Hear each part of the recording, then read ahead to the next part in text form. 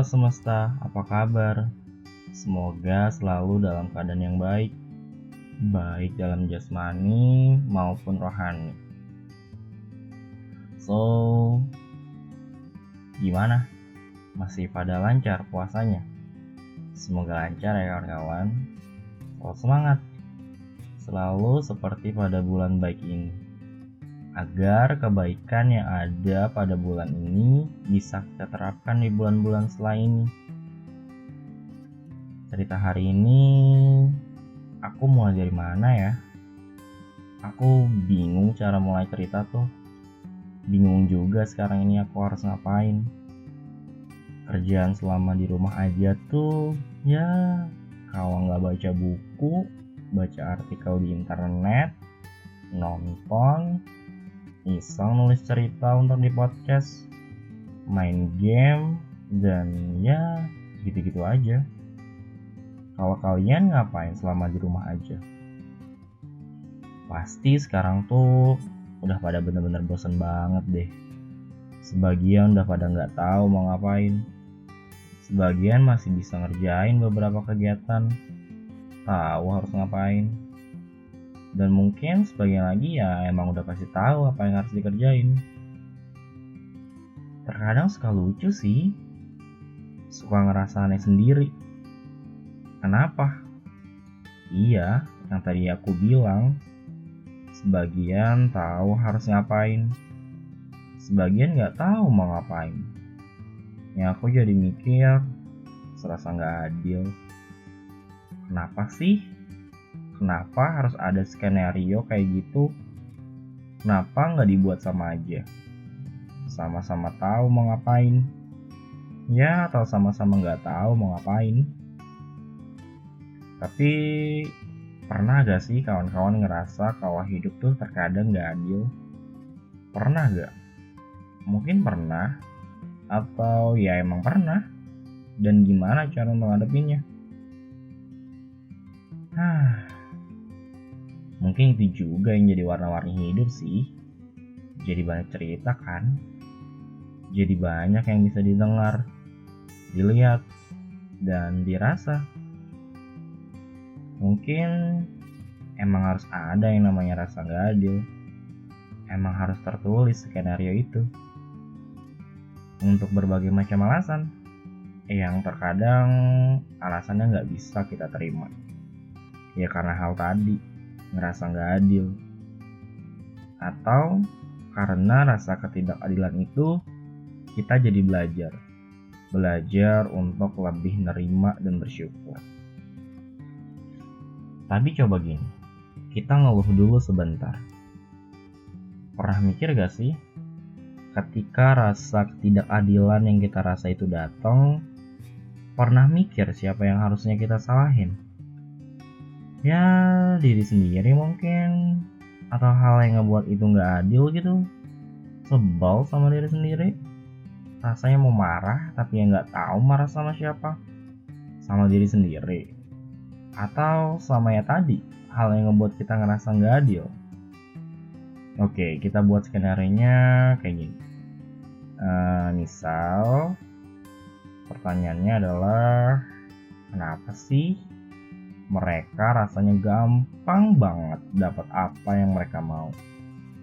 Kelihatannya tuh ya gampang-gampang aja, mau ini, mau itu,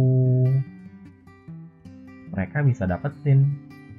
Sedangkan kita rasanya tuh susah gitu dapetin apa yang kita mau.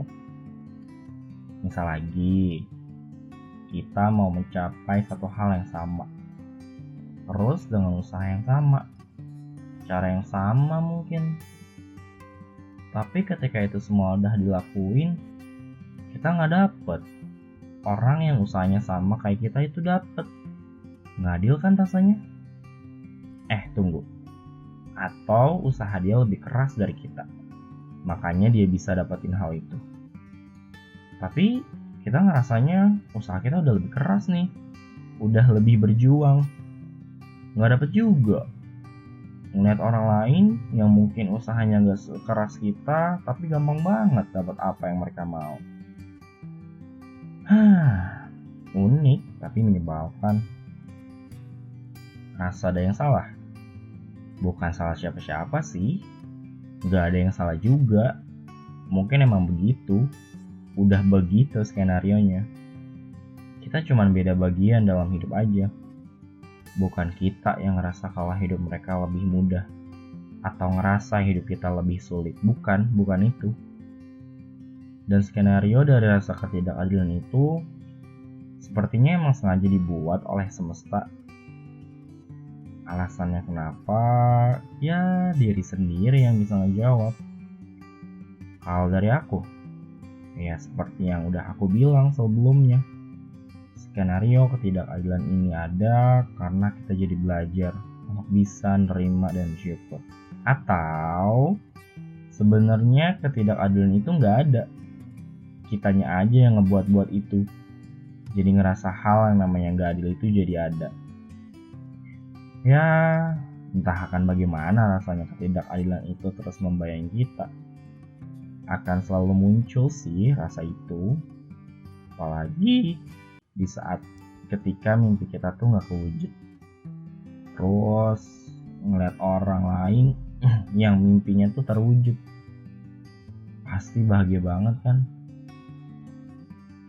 Ngomongin mimpi jadinya.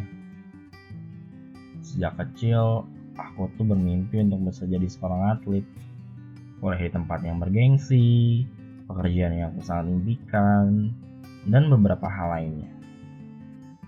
Oke, aku akan cerita tentang aku ingin banget jadi seorang atlet. Atlet apa? Yap, aku ingin jadi atlet bulu tangkis. Dan sejak duduk di bangku SD, kalau pergi sama mama suka mintanya yang berhubungan sama bulu tangkis. Beli shuttlecock, raket, jersey bulu tangkis, ya gitu-gitu deh. Sampai pada akhirnya mama tuh beliin aku raket yang harganya 10 ribuan. Yang ada di tukang fotokopi gitu. Wah, itu senang banget. Rasanya tuh mau main tiap hari.